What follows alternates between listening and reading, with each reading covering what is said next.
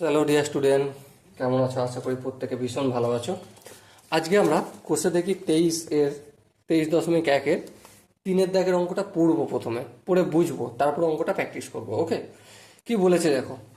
যদি এবিসি একটি সমকোণী ত্রিভুজের অ্যাঙ্গেল সি 90 ডিগ্রি, বিসি 21 একক, এবি 29 একক হয়, তাহলে সাইন এ কস এ সাইন বি কস বি এর মান নির্ণয় করো। খুব সুন্দর অঙ্ক। আর এই অঙ্কটা বিলিভ করো, তোমার কোন সম্বন্ধে, কোণের সঙ্গে কোন কোণের সাপেক্ষে কোন বাহুটা ভূমি হবে, কোন কোনটা লম্ব হবে, খুব সুন্দর একটা কনসেপ্ট দিয়েছে। খুব ভালো অঙ্ক, ঠিক আছে? চলো এটা আমরা প্র্যাকটিস করি। দেখো, একটা সমকোণী ত্রিভুজ, ঠিক? তাহলে চলো প্রথমে আমরা সমকোণী ত্রিভুজ অঙ্কন করে নিই। এই হচ্ছে আমার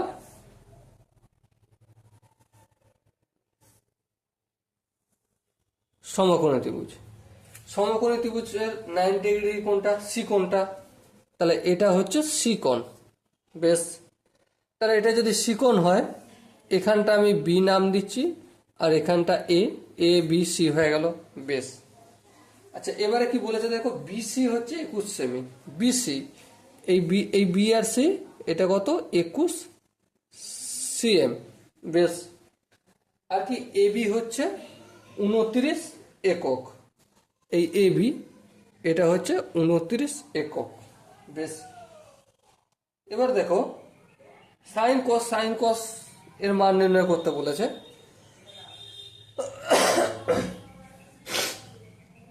দেখো, মন দিয়ে ভালো করে একটু বুঝবে, তবে তোমাদের কনসেপ্টটা ক্লিয়ার হবে। সরি। দেখো, এই সি কোণটা তো 90 ডিগ্রি। হ্যাঁ ঠিক। তাহলে 90 ডিগ্রি এর অপোজিট দিকের বাহুটা সব সময়ের জন্য অতিভুজ, কনস্ট্যান্ট, ফিক্স। হ্যাঁ ঠিক, অতিভুজ। এটা তো বুঝলাম। এবার এই বি কোণটার সাপেক্ষে, আমি কোনটা বলছি, বি কোণটার সাপেক্ষে লম্ব কোনটা? এসিটা লম্ব। ভূমি কোনটা? বিসি ভূমি। বোঝা গেল? আবার এই এ কোণটার সাপেক্ষে লম্ব কোনটা? বিসি লম্ব।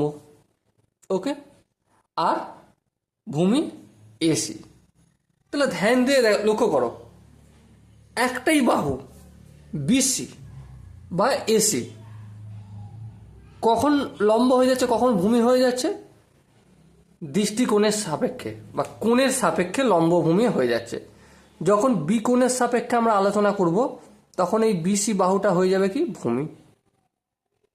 আবার যখন এ কোণের সাপেক্ষে আমরা আলোচনা করব, তখন এসি বাহুটা হয়ে যাবে ভূমি। কিন্তু আমি এসি বাহুর মান জানি এখন? না তো, জানি না। তাহলে আমি একটা কাজ করব, কি?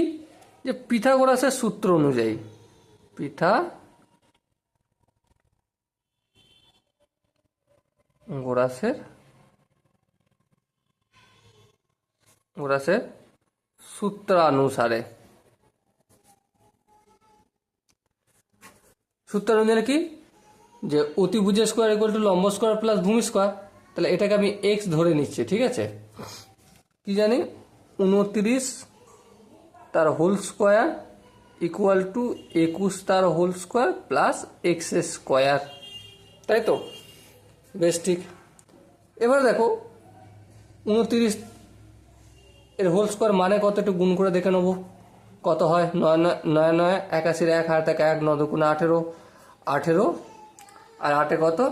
26। 9 দুগুণে 18, 8 হাতে থাকে 1, 2 দুগুণে 4 আগে 5, 1 90, 8 করে দিচ্ছে 14, 4 হাতে থাকে, সরি, 8 আর 6 14, 4 হাতে থাকে 1, 5 আর 2 7 রাখে 8, তাহলে 841।